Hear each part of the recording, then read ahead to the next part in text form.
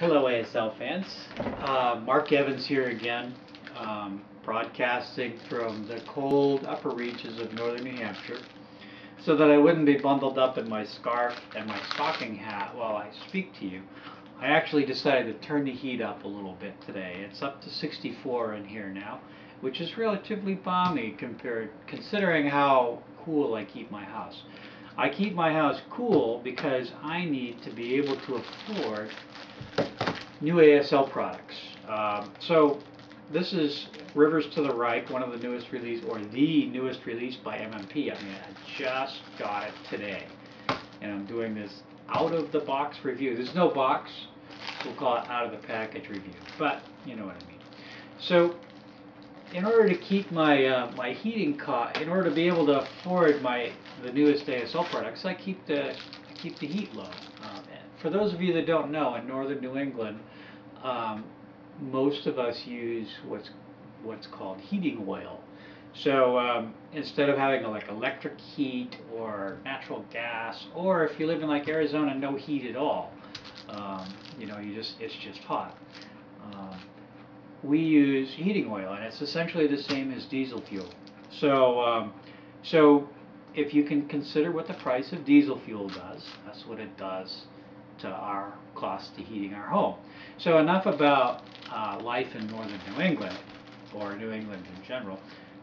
We'll talk more about ASL, but it's always good to get a little perspective, you know, learn. That's one of the great things about the game, is we meet people from all different walks of life and all different parts of the world. We get to learn a little bit about each other. So you're learning a little bit about me and northern New England.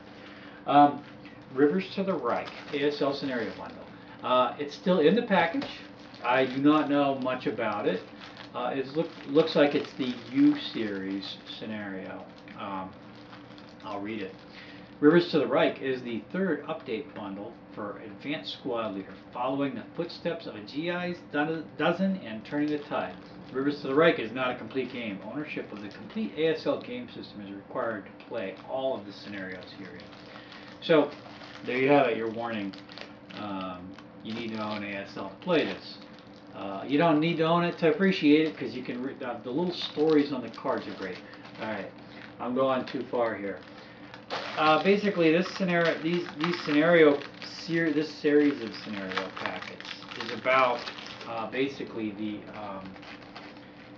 updating and reissue of part of the original series, the original Squad Leader. Everybody raised their hand who played the original Squad Leader. Alright, a lot of hands went up. That's great. Some people never played the original Squad Leader, went right into ASL, and some of us are young enough that ASL was all there is, you know. So Rivers to the Reich. There you go, beautiful artwork. I'm thinking, you know, if I was, you know, a little more creative, I might do like Bill and Dave on the Two Half Squads. If you don't know who the Two Half Squads are, look them up. They do a podcast. They're great, where they do like an art critique, a cover critique, where they look at the cover and they try and think about, what is the artist trying to say here? What is the artist bringing in here? And I'm going to do it briefly. Okay, I'm borrowing from those two. There's an American style helmet, British style helmet, German with a German style helmet. The German looks like he has goggles on. Where would a German soldier wear goggles? Africa, North Africa. That is all three of these nationalities, the Americans and the British and the Germans, all played in North Africa. Maybe this is a North African scenario in here. Let's check. Okay. On the back, they have a list of scenarios. This is scenarios that are in here. This is what they're an update of. It tells you what overlays you need and what boards you need, I think. I'm just reading as we go. I don't want to bore you to death as I figure all this out. There's a big bit about overlays here, so I'm going to skip it. But it'll tell you which GI Anvil of Victory scenario. GI Anvil was the fourth in the series. It was the fourth module in the series. Door Not Watermark. I remember that one. I never played it, but I remember it. Americans and Germans. It looks like a GI Anvil of Victory scenario. In Germany, 1944. Semper Paratus is the next one. Germans and British. Germans are inside a little pillbox encampment in Holland. Door Not Watermark was too big to fit on one, so here's the rest of it. Operation Switchback. I have to say, I'm looking at this and I'm saying 6 boards, that's nice. 6 boards, 14 turns. This is a big scenario. 16 squads for the Germans, like 35 squads for the British. Nice. Holland. It's the Battle of the Leopold Canal. Canadians and Germans. So I live pretty close to Canada, so you know I know my friends just north of the border are very into the Canadian heritage and Canadian pride, so they should be happy. A Canadian scenario where they're not Canadians, they're British. Some of them actually, and I hate to. I hope they don't get upset when we say this. Some of them actually think that the Canadians should have their own countermix. That's just what I've heard said. River crossing, it's got boats in it. How can you miss with this? Operation Switchback. Operation Switchback is big enough to need 2 sheets. You know what's missing is, like Bill and Dave and the 2 half squads, I need to have somebody else sitting here to go back and forth with. Unfortunately, my regular opponent, he's not too excited about the camera. He talked to the camera once. I think he'd been drinking, and that helped. But I'm usually drinking when I do these too, but I don't have. I ran out of wine because I need to buy ASL stuff. All right, moving on. The Scheldt Fortress, Holland, 1944. Oh my God. 8 boards. 8 boards in this thing, 17 turns. They did write some big scenarios back then. I don't know, what the impetus for that was, but Scheldt scenario, again, Scheldt Fortress South. I think in Barbarossa to Berlin, card-driven war game, very good on World War II. They they have a card called Clearing the Scheldt. So I know what the Scheldt is now. Scheldt is that little thing that they needed to clear out before they could start using Antwerp as a supply base. Okay, oh my God, Clearing Nebraskans' Pocket. 34 turns. I don't know what to say. You hook together Operation Switchback and the Scheldt Fortress South. There we go. That's how it works together. Wow. We have this tournament in the eastern Massachusetts area, Boston vicinity, called Nor'easter. At the Nor'easter, they've created this what they call a mini tournament called the MoFo. And the MoFo is one where you play big scenarios. And these scenarios are too big for the MoFo because I don't think you could play them in a weekend. So if they don't have a MoFo at your local tournament, you might introduce the concept. You just play, 2 scenarios the whole weekend. So that's how that's all there is to it. I like that. I always sign up for the MoFo. So the Clearing, Hürtgen Forest, October 1944. That's a small scenario, only 6 turns. Vitality 1, Holland, 1944, Germans and Canadians.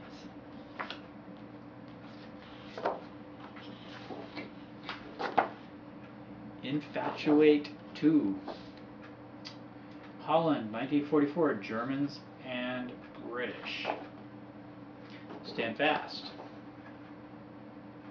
Germany, 1944, very small scenario. Nice little quickie. Nice to have a little quick one every now and then. War Bridgehead. I remember this. I remember seeing this in back in the GI Anvil days. I don't know if it was GI Anvil or one of what they called the Series 300, which was a series of scenario packs that they sold back then. They sold scenario packs back then.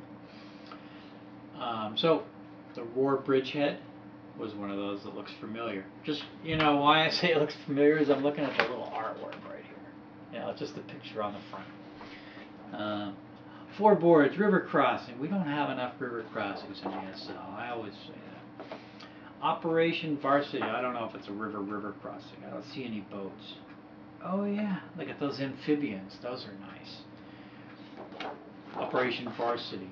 For some reason, I think this was released in the General magazine as a squad leader scenario a long time ago. Germany, 1945.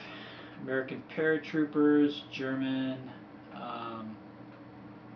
Heck, this might have been even released in the General. This is looking familiar. I might have played this one. Might have been released in the General as an ASL scenario as well. So it's being updated and re-updated. More of the War Bridgehead. Bridgehead on the Rhine. That one looks familiar from the GI days. It's got those swimming tanks. You've got to like those swimming tanks.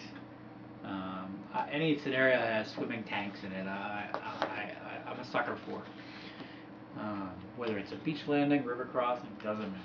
That's U-45. There's a lot of scenarios in here, so I appreciate you sticking with it here. You know, but I hope that you're not just sitting there going, you know, watching your computer saying, "Oh, come on." I hope you're sitting back in the chair with a nice beverage in your hand, drinking and just enjoying and allowing yourself to be entertained with this commercial-free entertainment. Encircling the Ruhr. Two different parts. Without reading through this, I don't know if it's one of those where you split your forces or whether it's actually you play one scenario and the result of the first scenario leads you to the second scenario. I'll find out more when we get there. Ruhr, Germany, 1945. So this is after the encirclement, as you know, Germany was just going down. April 1945, a small town in Germany, and a reasonably meaty scenario for a small town in Germany. Encircling the Ruhr. Now I gotta read this. This scenario is played in 2 separate but related parts. Part 1 is played on boards 4 and 5. Only those German units listed are used for Part 1. At the conclusion of Part 1, Part 2 is played on the other board that they give you. Germans use the units listed in Part 2. Total of 15 game turns. I'm sorry, I'm not getting it on the fly, and I'm not gonna continue because I don't want to bore you guys too much. Alright, Barbie on the Elk, Ragtag Circus. Ragtag Circus is, I don't know what it's called, right? Oh, no, the Germans are Ragtag. And the Americans after the Germans. No Russian front scenarios in this pack. Here's a piece of blue paper. You can use it in your printer. You can reuse it. Now we have dun dun dun, new overlays. Look at this. Now these don't resemble any existing overlays that I'm familiar with. I'll hold them up. I mean, you got some hills and a lot of mixed terrain. You know, it's stuff that you don't usually see. And I know that there was brief mention that the GI Anvil scenarios had these kind of specific overlays, so maybe they needed to recreate them in order to recreate the scenarios. 2 sets of overlays, and they got letters. They're letters, you know, A through L, A through M.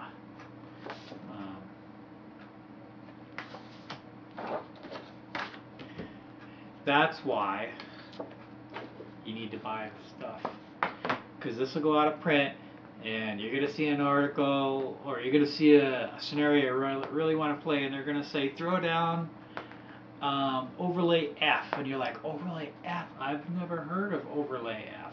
Rivers to the Reich. That's why you have to buy all these MMP products as soon as they're released. Even the third-party products build on top of each other. Like Bounding Fire Productions, I had to buy all their stuff so I could play the later scenarios. So, yes, it's a very expensive hobby, which is why I'm sitting here in the cold, and I'm going to turn the heat down as soon as I stop filming, which is right now. So remember to play the games. Don't just buy it, because they may look pretty, but until you get the counters moving on them, it doesn't bring the game to life. So enjoy. I hope you enjoyed, and we'll see you next ASL product release, or any product release for that matter. All right, bye-bye.